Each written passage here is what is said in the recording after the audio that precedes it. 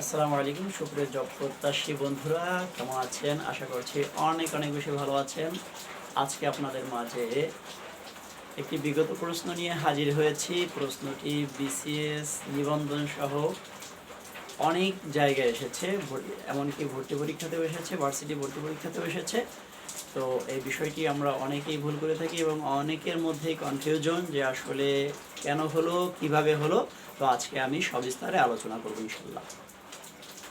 দেখুন, দি Arabian nights আসলে এই dash still a great favourite to many people. এই প্রশ্নটি জানার আগে আমাদের জানতে হবে অ্যারাবিয়ান নাইটস জিনিসটা কি। আসলে অ্যারাবিয়ান নাইটস হচ্ছে, এর বাংলাটা হচ্ছে আরব্য রজনী।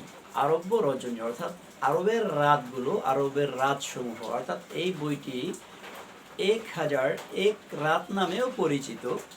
এখানে তাহলে কি বুঝলাম? এটি একটি বই, এটা হচ্ছে বাংলা কথা, সারমর্ম, সামারি, মূল কথা। এখন এই বইটি হচ্ছে কি আরব, পারস্য, মিশর, মেসোপটেমিয়া এবং ভারতের কিছু ইতিহাস, ঐতিহ্য, কিছু লোক কাহিনী নিয়ে বইটি রচিত হয়েছে। তাহলে কি দেখলাম যে দি অ্যারাবিয়ান নাইটস একটি বই, ঠিক আছে। তাহলে নাইটস আমরা জানি নাইট সিঙ্গুলার এবং নাইটস প্লুরাল। তো প্লুরাল হওয়া সত্ত্বেও এটি সিঙ্গুলার ভার্ব নেবে। এই শব্দটি সিঙ্গুলার, অ্যারাবিয়ান নাইটস শব্দটি সিঙ্গুলার ভার্ব নেবে। কারণ কি? কারণ হচ্ছে সিম্পল, এটি একটি বইয়ের নাম, ঠিক আছে।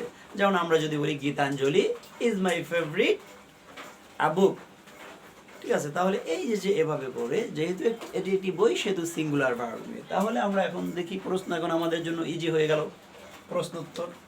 তাহলে এখন কি বলবো? The Arabian Nights dash still a great favourite to many people. তাহলে সঠিক উত্তর হবে ইজ। কি হবে বন্ধুরা? সঠিক উত্তরটি হবে ইজ। তার কারণ কি? দি অ্যারাবিয়ান নাইটস, আরব্য রজনীর বইটি, is still a great favourite to many people.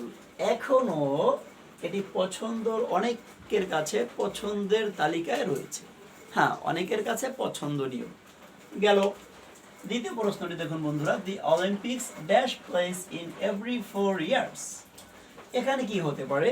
ওই রুলটি অনুযায়ী এটা দি অলিম্পিক্স। আমরা জানি না যে অলিম্পিক্সও কিন্তু এর শেষেও এস আছে, নাইটস এর শেষেও এস আছে। আসলে এখানেও কি আমরা সিঙ্গুলার ভার্ব নিব নাকি প্লুরাল? এটা আমাদের কনফিউশন সৃষ্টি করে এবং এই কনফিউশন দূর করার জন্যই আমি আপনাদের মাঝে হাজির হয়েছি। দেখুন, দি অলিম্পিক্স। এখন এখানে কিছু কথা রয়েছে, কিছু কথা জানার আছে। অলিম্পিক্স এটা দ্বারা যদি সামগ্রিকভাবে বোঝাবে, যদি অলিম্পিক শব্দটি দ্বারা সামগ্রিকতা বোঝায়, তাহলে এটা প্লুরাল ভার্ব গ্রহণ করবে। তাহলে কি ভার্ব গ্রহণ করবে বন্ধুরা? প্লুরাল ভার্ব গ্রহণ করবে। এজন্য দি অলিম্পিক্স এখানে প্লুরাল ভার্ব গ্রহণ করবে। আর প্লুরাল ভার্ব কি? টেক। তাহলে এখানে উত্তর হবে কি? Take place in every 4 years। প্রতি 4 বছর অন্তর অন্তর অলিম্পিক খেলা শুরু হয়।